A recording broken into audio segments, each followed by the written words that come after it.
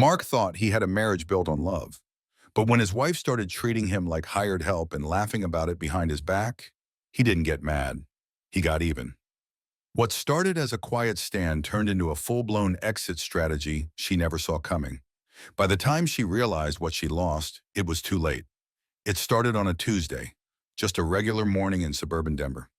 Mark sat at the kitchen island with black coffee and a half-read email when Emily barked her first order of the day.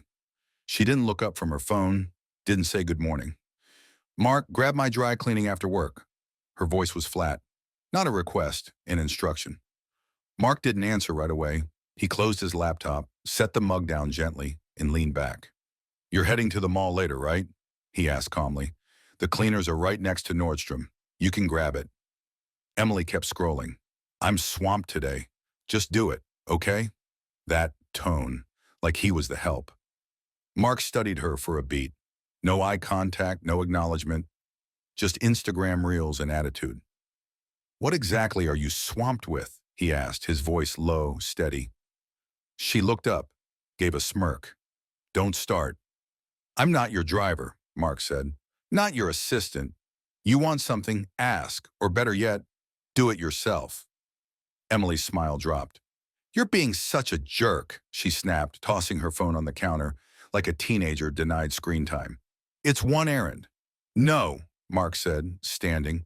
"It's every day, and it's always like this. You bark orders, no thank you, no please, just expectations." She rolled her eyes. "Oh my God, you're throwing a tantrum over dry cleaning." "No, I'm drawing a line." She stared at him like she couldn't believe he dared to say no. That moment, standing in a quiet kitchen with a cold mug and a hot temper, was the first real shift. Not in her, in him. Emily stormed out. Mark didn't follow.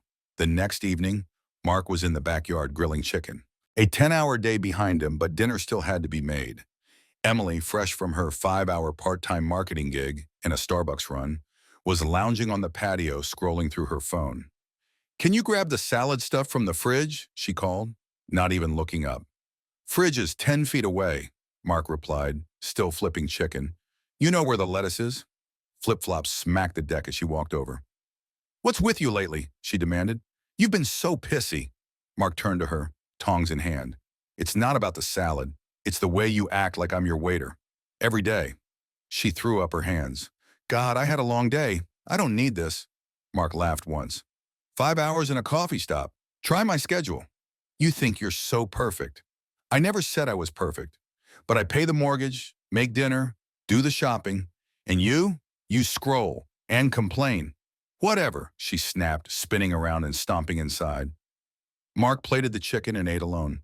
The silence was better than the noise she brought. By Thursday, the passive aggression had evolved. Shorter texts, colder tones. That morning, she messaged while he was in a meeting. "Can you grab my package from the post office?" "I'm slammed.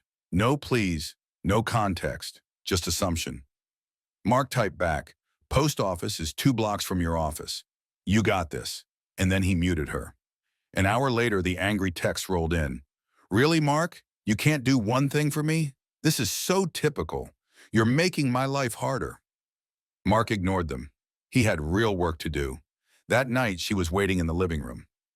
"You didn't get my package," she said, arms crossed, eyes sharp. "You had all day," Mark said, loosening his tie. "I was at work. And you still had time to post 3 stories. Coffee run, lunch with Sarah, gym selfie. Looked exhausting. Are you stalking my Instagram now?" Mark leaned against the counter. "You broadcast your day. Don't get mad when people notice." Her voice rose. "Maybe if you actually cared, I wouldn't have to ask for so much." He stepped closer. "You don't ask, you demand. No please, no thanks. Just this attitude like I'm here to serve. You think you're such a catch? You haven't cooked in months. You don't clean. You don't even talk to me unless you want something. I'm not your butler. I'm your husband. At least, I used to be." She flinched like he'd slapped her. "You're impossible," she spat, storming upstairs. Mark didn't follow. He was done chasing someone who didn't even see him. Friday, she brought her friends over, Sarah and Jen, loud, self-absorbed, always ready with a snarky joke. Mark stayed in the kitchen, finishing some emails, when he heard Emily on FaceTime.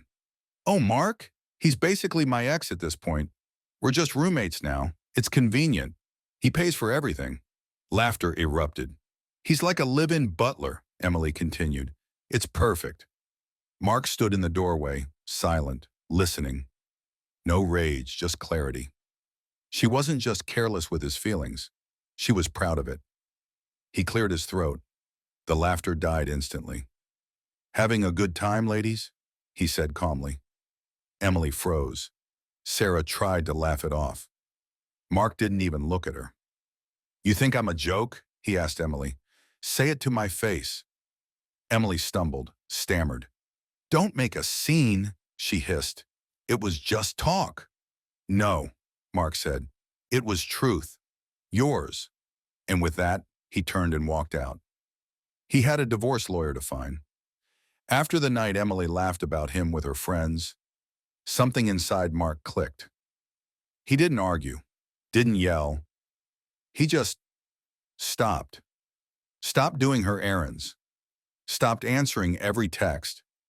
Stopped treating her like a partner who was just going through a phase. From that moment on, Mark approached the marriage like he would a failing project at work, calmly, analytically, already thinking about how to exit without making a mess. That weekend, while Emily was out with her influencer friends, Mark began organizing important documents. The apartment was in his name. So was the car. The bank accounts had been his long before Emily came into the picture. She had access, sure, but no ownership. She'd never cared to ask about the details.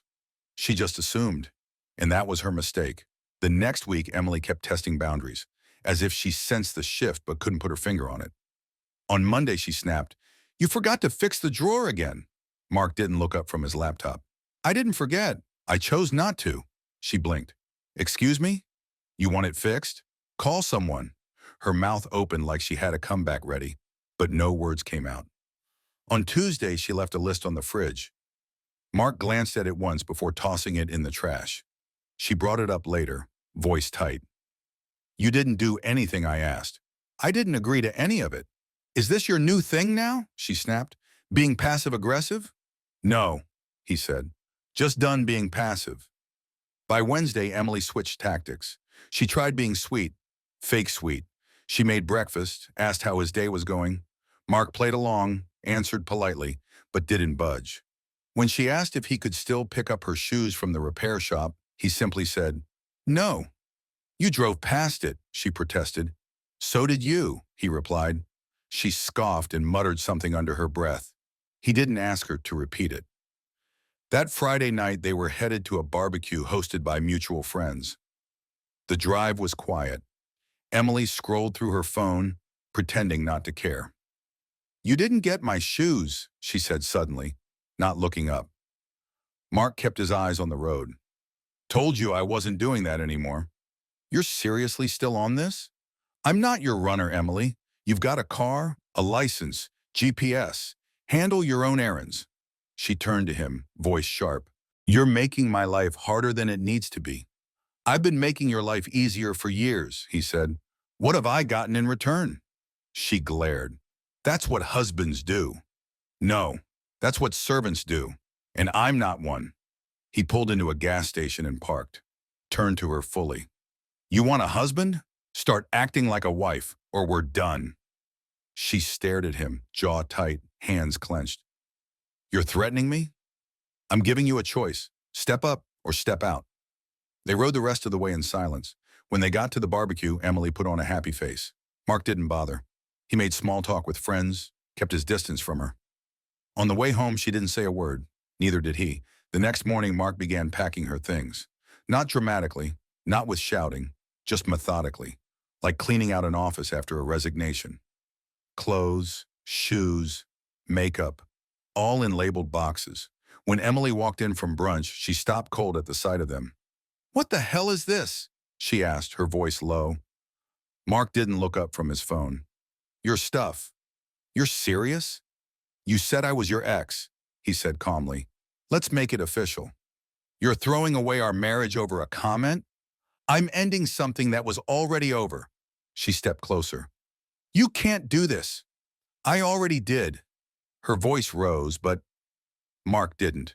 His tone stayed steady, firm. You mocked me, used me, treated me like I existed to serve you. That's not a marriage. That's a transaction. I was stressed, she said quickly. I didn't mean it like that. You meant every word, he replied. You just didn't think I'd finally listen. The next few days were chaos. Emily went through every phase: denial, anger, bargaining. She tried crying. That didn't work. Tried yelling. That didn't either. Then came the charm offensive. She cooked, cleaned, smiled like nothing had happened. Mark stayed neutral, not cruel, just unavailable. You're not even giving me a chance, she said one night. You had years. I can change. Then why didn't you before I started packing boxes? The final nail came the day she called his office, demanding he pick up her prescription. I'm at work, he said flatly. So am I. Then call it in for delivery. You're unbelievable, she snapped. Mark hung up. That evening, she came home to find her keys deactivated from the smart lock. Inside a note. You've got 4 days left. Please be out by then. Emily didn't leave. The deadline came and went. Mark came home from work on day 4 to find her still in the apartment, sitting on the couch like nothing had changed. He dropped his keys on the counter and stared at her. I asked you to be out by today. I just need a little more time, she said. A few more days. Mark crossed his arms. You've had a week. Finding a new place isn't that easy, she shot back, and it's not like you're being helpful. He didn't answer. He didn't need to. That night, she tried one last tactic, pretending like none of it had happened. She cooked dinner, set the table, and tried to act like they were just a normal couple again. Like the months of contempt, the mockery, the betrayal were just erased. Mark didn't play along. He grabbed a plate, took his food, and ate alone in the bedroom. Over the next few days, Emily alternated between rage and desperation. She cried in the kitchen. He walked past her. She shouted in the hallway. He closed the door. She begged for a conversation. He said nothing unless it involved logistics. When she threatened to tell everyone what kind of man he really was, Mark simply nodded and said, "Go ahead." There was nothing left to protect. On Saturday morning, she tried again, softer this time. "Mark," she said from the doorway as he made coffee, "can we talk?" He didn't answer immediately. "Just for a second," she added, stepping into the kitchen. "Please." He nodded once. She walked in slowly, voice quieter than he'd heard in weeks. "I messed up," she said. "I know I did. I was stupid. I said horrible things. I acted entitled. I got lazy, but it wasn't because I stopped caring. I just got used to how things were. I thought you'd always be there." Mark stirred his coffee, listening. "I love you," she continued. "I know I haven't shown it, but I do. We can fix this. I want to fix this." He set the spoon down and looked at her. "You love me?" She nodded, eyes wide. "Yes, I do." "No," he said, voice flat. "You love what I do for you. You love the security, the comfort, the convenience. You love not having to worry about money or cooking or planning anything." She flinched. He stepped closer, still calm. "Love isn't what you said to your friends. It's not mocking your husband while he pays your bills. It's not demanding favors without ever offering one. It's not treating someone like a backup plan." "I didn't mean those things," she whispered. "You did. You just didn't think I'd be standing in the room." That night, Mark drafted the divorce papers. There wasn't much to fight over. The apartment was his, the car was his, the bank accounts were separate.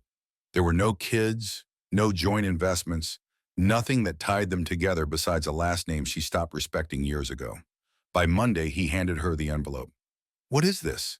she asked, already knowing. "Next step," he said. "Read it, sign it, move out." She stared at it, then at him. "You really don't want to try?" she asked, almost pleading. "Not even counseling?" "I tried, for a long time. You laughed about me being your ex before I ever called a lawyer. I was angry. I didn't mean it. You meant it enough to say it." That week, Emily finally moved out. Mark didn't help her pack. He didn't help her carry boxes. He didn't drive her anywhere. He just watched silently as she shuffled out of the life she once took for granted. Neighbors asked questions. Mark didn't say much, just told them she'd moved on. At work, his coworker Dave noticed the difference. "You look lighter," Dave said over lunch one day. Mark smiled. "I am." The divorce hearing was short. Emily tried to sway the judge with emotion, saying she didn't expect the marriage to end this way. Mark didn't say much. He didn't need to. The documents spoke for themselves. She had no legal claim to anything, no argument to make, no leverage. It was over in 15 minutes. Mark walked out of the courthouse with papers in hand and a quiet sense of freedom. Weeks passed, then months. Mark rebuilt his life, reorganized the apartment, reclaimed his time.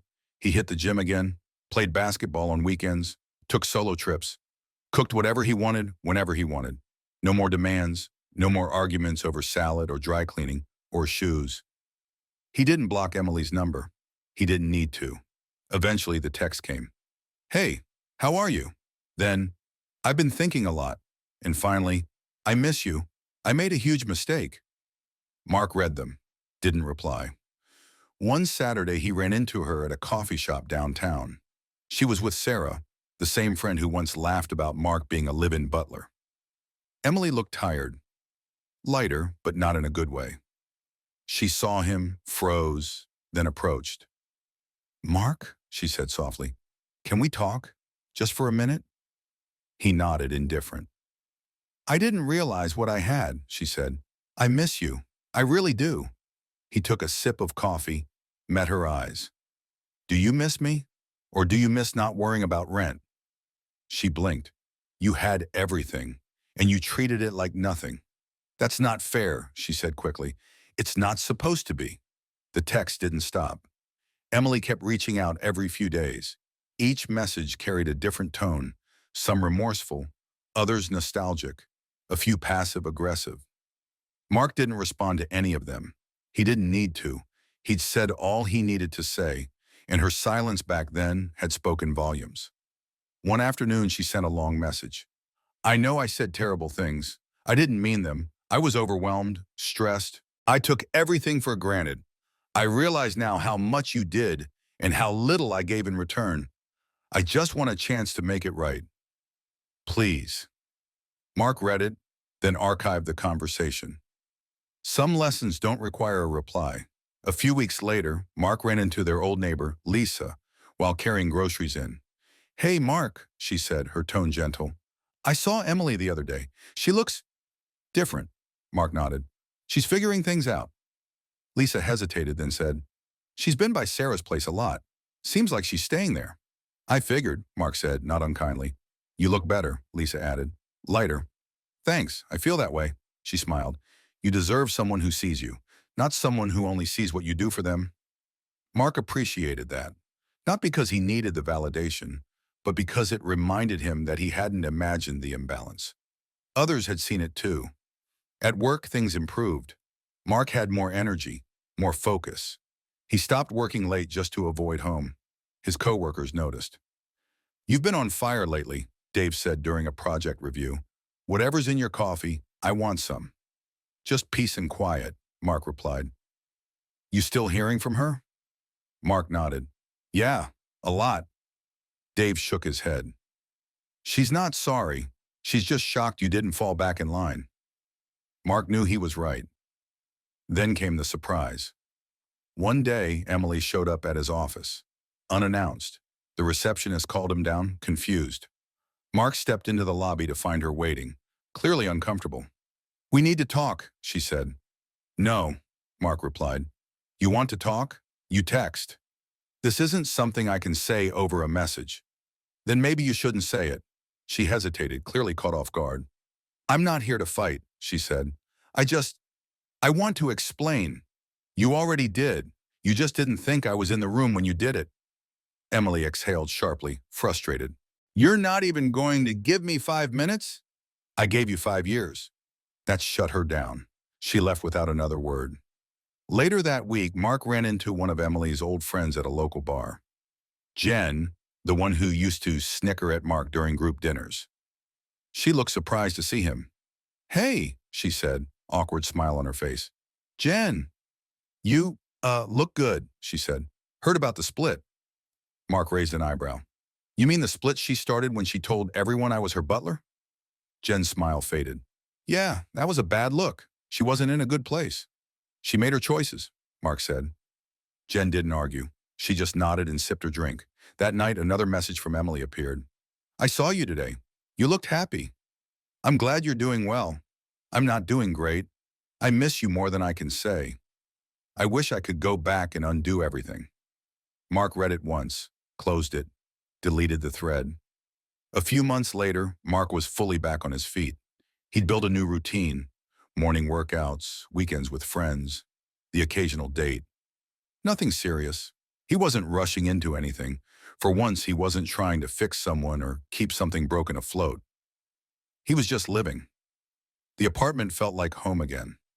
Quiet, clean, peaceful. One night while cooking, he thought about all the little fights he used to have with Emily. Not the blow-ups, just the constant tension, the endless expectations, the way she'd talk over him, dismiss his efforts, demand more. He didn't miss it, not even a little.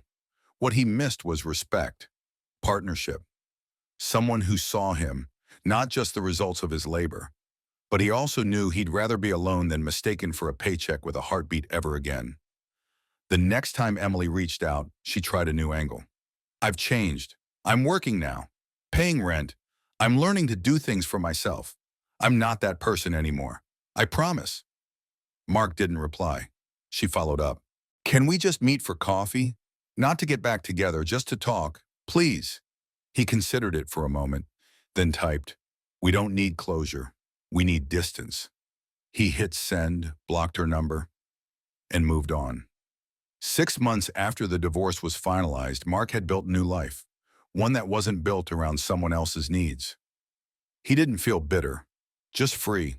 His days were structured but calm. He worked with focus, hit the gym before dinner, and joined pickup basketball games at the community center on Saturdays. Friday nights were reserved for beers with Dave and a few coworkers. No drama, no tension, no last-minute demands. And best of all, no one treating him like a resource instead of a person. He'd learned how much time he used to spend managing Emily's moods, juggling her needs, walking on eggshells to keep things from boiling over. That weight was gone now, and in its place, there was clarity. He hadn't failed his marriage. He had simply stopped enabling someone who never saw him as an equal. One afternoon, while shopping for new running shoes, Mark spotted Emily across the store. She was alone, looking thinner, worn. He turned away before she could see him, but a minute later, he heard her voice behind him. Mark? He turned slowly. Hey, she said. You look good. Thanks, he said, keeping his tone neutral. You okay? I'm getting there, she said. Things haven't been easy. He nodded once. That's life. She hesitated. I'm not here to bother you. I just wanted to say I'm sorry, really sorry for everything. I treated you like a given. I didn't respect you the way you deserved. I've been working on myself, a lot. He didn't speak right away. Then, that's good. I hope you keep at it. She looked down. I miss us. You miss the version of me that carried everything, he said. That guy doesn't live like that anymore. I know. I don't expect anything. I just wanted you to know. He gave a polite nod. Take care of yourself, Emily. And with that, he walked out of the store, calm, clear, unmoved. Later that evening, Dave asked him if seeing her had rattled him. Mark shook his head. I don't hate her, he said. I just finally learned where I end and she begins. Dave raised a brow. That's deep. It's just true, Mark replied. She was never going to stop taking, and I was never going to stop giving. Unless I walked away. And now? Now I give to people who give back? A few months later, Mark started dating again, carefully, deliberately. He wasn't looking for someone to fix or rescue. He was looking for a partner, someone who saw him, not just his utility. And when he met Rachel at a mutual friend's party, he noticed the difference immediately. She asked questions, she listened. She didn't try to steer the conversation back to herself or scan the room for someone more interesting. She laughed at his jokes without faking it. And when he offered to walk her to her car, she smiled and said, "Thanks, but I got it. I'm not breakable." Mark laughed. "Good. I don't carry people anymore." And she said, "Good. I don't expect you to." Months passed. It wasn't perfect. No relationship is. But it was healthy, balanced, mutual. And that was everything. One night over dinner, Rachel asked, "Do you ever talk to your ex?" Mark shook his head. "She used to message me. I stopped answering." "Why?" "Because she didn't miss me. She missed the safety net." "There's a difference." Rachel nodded slowly. "I get that." Mark looked across the table at her. "You'd be surprised how easy it is to lose yourself when you're trying to keep someone else happy all the time." "And how hard it is to get yourself back?" she asked. "No," he said. "That part was easy. Once I stopped believing I had to prove my worth to someone who never valued it." 6 months became a year. Mark never regretted his decision. Not once. He didn't gloat, didn't stalk Emily's socials, didn't wonder if she changed. Because the truth was simple. He changed. He stopped being someone's emotional crutch, stopped setting himself on fire to keep another person warm. And in doing that, he found peace. People often talk about revenge, about getting even. But Mark didn't want revenge. He didn't need it. His win wasn't seeing Emily fall. It was watching himself rise. Stronger, wiser, unapologetically whole.